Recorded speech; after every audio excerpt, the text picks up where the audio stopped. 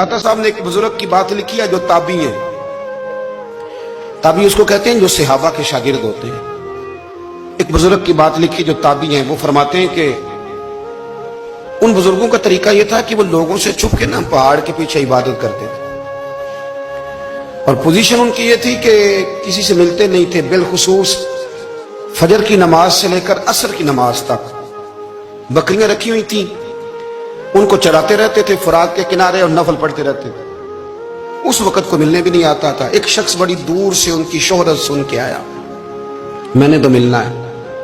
लोगों ने कहा वो इस वक्त नहीं मिलते, नाराज होते। उसने कहा अल्लाह का बंदा है ना, नाराज हो भी जाएगा तो लंबा नाराज रहेगा नहीं, अल्लाह वाले जल्दी राजी हो जाते। पहुंच गए। अब वो बाबा जी नमाज पढ़ रहे थे तो कहते मैंने अजीब मंजर देखा कि बाबा जी फुरात के किनारे नमाज पढ़ रहे हैं और एक भेड़िया उनकी बकरियों की हिफाजत कर रहा है। कहते मैं हैरान रह गया कि भेड़िया तो बकरियां खाया करता है और यहाँ चरा रहा है। कहते मैं जब गया तो बाबा जी नवाफिल में मशगूल थे, मुझे देख के कहने लगे इस वक्त क्यों आए? मैंने कहा हुजूर अगर आ गया हूं तो फिर मेहरबानी करें कबूल फरमा लें। मैं बैठ गया तो मैंने कहा हुजूर ये भेड़िया बकरियां चरा रहा है, भेड़िया और बकरिया की सुलह कब से हो गई? तो फरमाते लंबी तकरीर नहीं, हल्का सा जुमला। फरमाने लगे जब से बकरियों के मालिक ने रब से सुलह कर ली है ना, तब से भेड़ियों ने भी बकरियों से सुलह कर ली है। बकरियों के मालिक ने रब से सुलह कर ली, गुनाह छोड़ दिए, उसकी फर्माबरदारी में आ गए। अब फिर उसे बकरियां चलाने की जरूरत नहीं रही, बकरियां ना अब भेड़िया चराता है।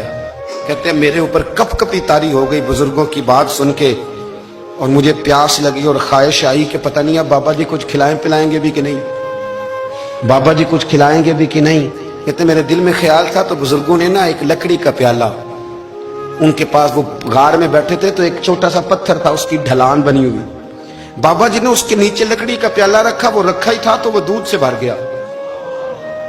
कहते उन्होंने मुझे दिया तो ठंडा और मीठा दूध, मेरी तबीयत खुश हो गई। बाबा जी ने ना दोबारा वही प्याला उसी जगह रखा तो शहद से भर गया। 1000 साल पहले दाता साहब लिख रहे हैं।